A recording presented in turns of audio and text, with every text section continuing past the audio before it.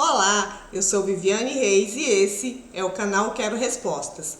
Já convido você a se inscrever, deixar o seu like, ativar o sininho para receber notificação dos próximos vídeos. Os vídeos serão postados às sextas-feiras. Deixa aqui também o seu comentário. Aqui nós traremos vídeos com diversos temas, são diversos assuntos. O tema de hoje é Jesus Cristo, além das Escrituras.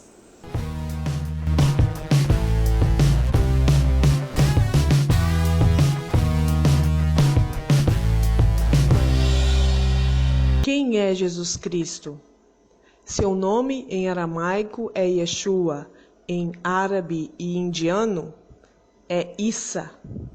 Os textos das Escrituras bíblicas falam deste homem que marcou tão profundamente a história a ponto de dividi-la em antes de Cristo e depois de Cristo. Suas andanças, suas curas, suas ações e palavras, seu nascimento, morte e ressurreição estão registrados nos 4 evangelhos. Porém, há um espaço considerável, dos 13 aos 30 anos, em que nada é dito. Onde estaria ele nesse período? O que teria feito? Será que existem registros fora dos textos bíblicos? Sim, existem diversos relatos. Ao todo, 60 de diversas autorias.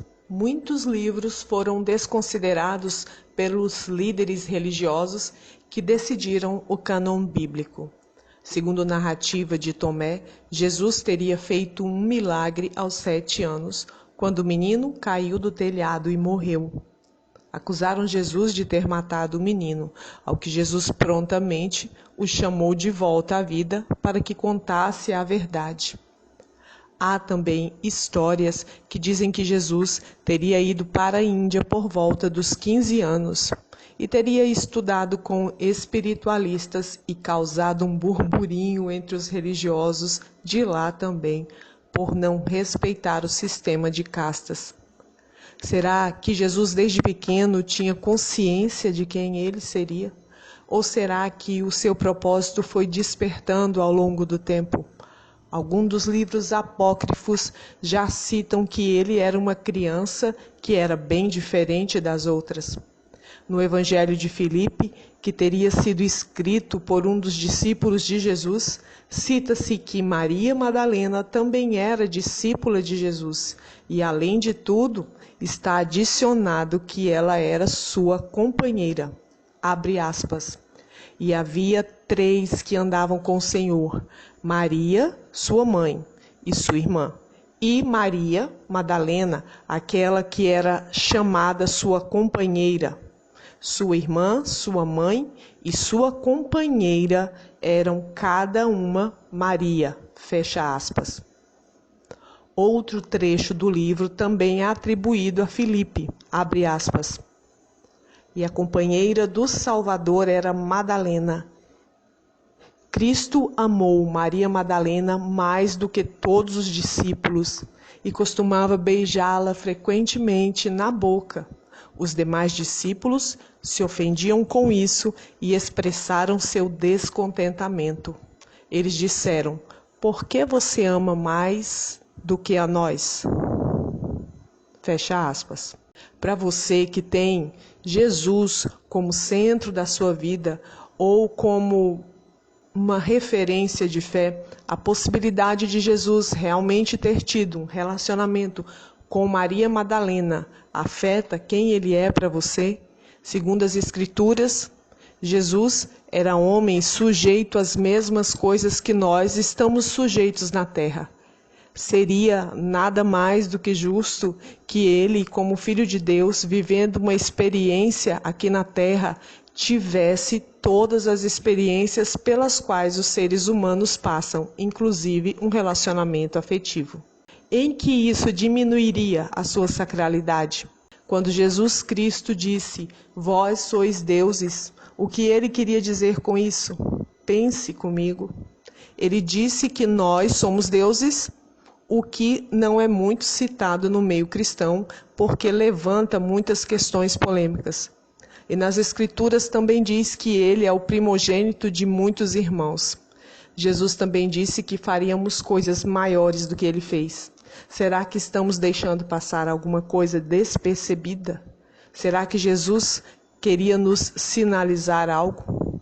Hoje, com a evolução da ciência, o estudo da física quântica e tantos outros estudos que vêm sendo feitos, podemos entender que muito do que Jesus dizia na época era impossível de ser compreendido. Mas, à luz dos estudos mais recentes, no meu ponto de vista, uma das falas de Jesus, juntando com as informações que temos hoje, quando ele disse que ele e o Pai eram um e que também queria que nós e o Pai fôssemos um, ele não estava falando em códigos, e sim em algo bem possível. Os estudos hoje da física quântica nos deixam bastante claro que nós viemos de uma fonte primordial. Tudo é feito dos átomos e, após os estudos da física quântica, foram descobertas partículas ainda menores que se manifestam, explicando de uma forma bem resumida, em forma de energia e em forma de partícula. Tudo que existe é feito de átomos. Obviamente, tudo veio dessa fonte de energia. Então, Deus seria a fonte, o vácuo quântico, a consciência, a energia primordial, como as próprias escrituras bíblicas o chamam, Pai das luzes, luz inacessível. Em resumo, o Criador de todas as coisas e de tudo, embora sem consciência disso, nós sejamos um com Ele, porque viemos dele. O físico quântico, Amit Goswami, faz uma comparação bastante interessante. Ele nos diz que, embora a gente observe as ilhas separadas no mar ou nos rios, por baixo da água, elas estão todas interligadas através das rochas que estão submersas. E isso é uma forma da gente compreender essa ligação que a humanidade tem uns com os outros. Embora a gente pareça estar dividido, estamos todos interligados por baixo dessa camada de água que seria o plano extrafísico. A visão de um Deus fora, distante, que precisa de templos para ser encontrado, contradiz o que Jesus disse. Os templos somos nós. Ele está mais perto do que imaginamos. Na nossa limitação como seres humanos, precisamos dar nome às coisas. Então, há uma diversidade de nomes que, se parássemos de brigar e observássemos, veríamos que estamos falando da mesma coisa. Para você, quem é Deus? Ele é um homem, um velhinho, um carrasco, um ser que diz que ama, mas está a ponto de se vingar ao mínimo erro que você cometa? Isso se parece com amor? Ele teria uma forma humana? Será que a nossa visão sobre Deus não é muito limitada? Será que a maioria de nós não está equivocada? Tem um texto bíblico que diz que nos últimos dias Deus derramaria o Espírito sobre toda a carne, não sobre uma religião específica. Ninguém pode negar que há um movimento sobre toda a terra de despertamento. Pessoas têm tido experiências de EQM, experiências fora do corpo, sonhos lúcidos. Pessoas contam experiências com seres de luz, com Jesus Cristo, têm revelações, premonições com o futuro. Novos entendimentos têm surgido. Jesus disse: eu tenho muita coisa para dizer para vocês, mas vocês agora não podem compreender. Hoje, com os avanços, estaria Jesus trazendo novas informações para a humanidade através de experiências que expandem a consciência? Estaria Ele nos ajudando a desenvolver a consciência de Cristo? Muitos cristãos chamam a Bíblia de a Palavra de Deus e, sem desrespeitar, mas com direito a questionar, no Evangelho de João está escrito que a Palavra de Deus é Jesus Cristo encarnado. Pense comigo. Se a Bíblia é a palavra de Deus, ela deveria ser infalível e o mais completa possível. Mas observando hoje em nossos dias os líderes políticos e religiosos, não precisamos fazer pesquisas tão profundas. nós sabemos pela observação que geralmente a história é contada de uma forma que seja favorável para quem está contando a história, principalmente se essa pessoa estiver no poder. Vemos muito claramente um sistema de controle em que as pessoas só sabem aquilo que é contada por quem está no poder. Não estou aqui questionando que o que já está escrito na Bíblia seja verdadeiro. Apenas questiono o fato de informações ter sido tirada dela. Sim, a Bíblia é um livro histórico. Pensando dessa forma, fica claro que os textos bíblicos não têm toda a informação do que aconteceu no período em que Jesus esteve aqui na Terra.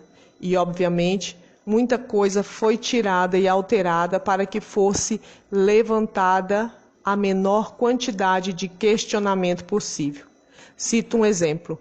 Até 553 d.C., antes do Concílio de Constantinopla, a ideia de reencarnação era aceita no meio cristão e foi banida pelo imperador Justiniano e sua esposa Teodora, que pressionaram o Papa Virgílio, que por razões de acordos entre eles não tinha como recusar. Tem um texto bíblico que fala: o meu povo peca porque lhe falta o conhecimento. Esse peca está errando o alvo, está errando a direção, porque falta conhecimento. Muitos dos que se autodenominam cristãos caminham bem distantes dos ensinamentos de Jesus Cristo. Ele não fundou nenhuma religião. O que ele chamou de igreja não tem nada a ver com as igrejas que estão esparramadas por aí, ou pelo menos tem muito pouco a ver.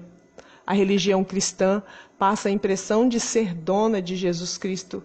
Acaba por querer determinar quem pertence ou não a ele, quando ele mesmo disse que aquele que não é contra ele é por ele. Um ser do tamanho de Jesus Cristo não cabe em religião nenhuma. Toda a abrangência do que ele é não cabe nem sequer em toda a humanidade, pois ainda não conseguimos compreender tudo o que ele representa. Nos nossos dias, continuam tendo experiências com Jesus Cristo. Eu, pessoalmente, tive diversas experiências com ele. Essas experiências transformaram completamente minha vida, inundaram-me de um amor que não existe palavras na terra que descrevam, e tem sido a rocha onde tenho firmado meus pés para continuar. Pessoas de diversas partes do mundo têm relatado experiências com ele e com outros seres de luz por todo o planeta e têm sido impactadas e transformadas por essas experiências. Eu já fui evangélica, frequentei diversas denominações desde a minha infância e, embora pareça assustar a muitos, foi o próprio Jesus Cristo que disse para que eu saísse do sistema religioso evangélico ou de qualquer outro, para que eu aprendesse com ele o significado do evangelho. Aqui no Quero Respostas, nós não temos por objetivo trazer soluções finais, respostas finais, mesmo porque aqui na Terra nós estamos em constante aprendizado e até depois aqui da Terra. O nosso objetivo é nos desenvolver, expandir a consciência, evoluir. Alguns ainda nem se despertaram para buscar aprender sobre si mesmos, conhecer suas origens. Precisamos sair do sono e nos despertar para sermos iluminados. Um texto das Escrituras diz: desperta, você que está dormindo e Cristo vai te iluminar. Jesus, desde que esteve aqui na Terra, vem trazendo uma mensagem para que nós nos despertemos, nos reconectemos com o Pai e Mãe, com a fonte de todas as coisas, com esse amor incondicional. Jesus disse: assim resplandeça a sua luz diante dos homens, para que vejam as suas boas obras e glorifiquem ao Pai que está nos céus. Essa luz precisa começar a brilhar primeiro em nós mesmos, dentro de nós mesmos, nos libertar das nossas crenças que nos limitam. Muitos têm entendido que essa luz é para ser refletida apenas em outras pessoas. Esse amor é para ser derramado sobre os que estão ao nosso redor. Para mim, uma das frases de Jesus que mais me impactou nos últimos tempos. Ame o próximo como a si mesmo. Essa parte do si mesmo é a parte que tem me impactado. Eu conhecia esse amor, mas eu entendi que eu era apenas um canal para que esse amor fosse distribuído para os outros. E eu havia esquecido de mim mesma. E esse amor, que é distribuído por quem permite ser canal desse amor, também pode ser canalizado para si mesmo, de uma forma que preencha o ser, a tal ponto de transbordar para todos os que estão ao redor, de preencher o vazio. Hoje eu entendo que essa luz é para preencher para dentro e resplandecer para fora. Sem rótulos, sem placas, muitos ouviram o chamado e foram convocados para serem trabalhadores da luz. A mensagem é que nós somos muito mais do que pensamos ser. Não se conforme, pesquise, questione, pense, busque, se reconecte com a fonte de todas as coisas, o Criador de tudo que é, o Pai e Mãe. Na oração do Pai Nosso, no original, no aramaico, da forma como Jesus falava, Deus não é chamado apenas de Pai. Ele é Pai e Mãe. Isso para mim tem um significado imenso. Descobrir essa oração com tamanha profundidade e amplitude me emociona. Desde que eu era bem pequena, eu queria entender por que Deus era apenas Pai e não Mãe também, já que nós éramos feitos à sua imagem e sua semelhança. Quando eu descobri essa oração, fez muito sentido para mim. Tem essa oração aqui no canal. Dá uma passadinha lá. Fiz um apanhado geral sobre Jesus Cristo, mas Jesus não é para ser apenas estudado, é para ser experimentado. Um abraço. Fique com Deus.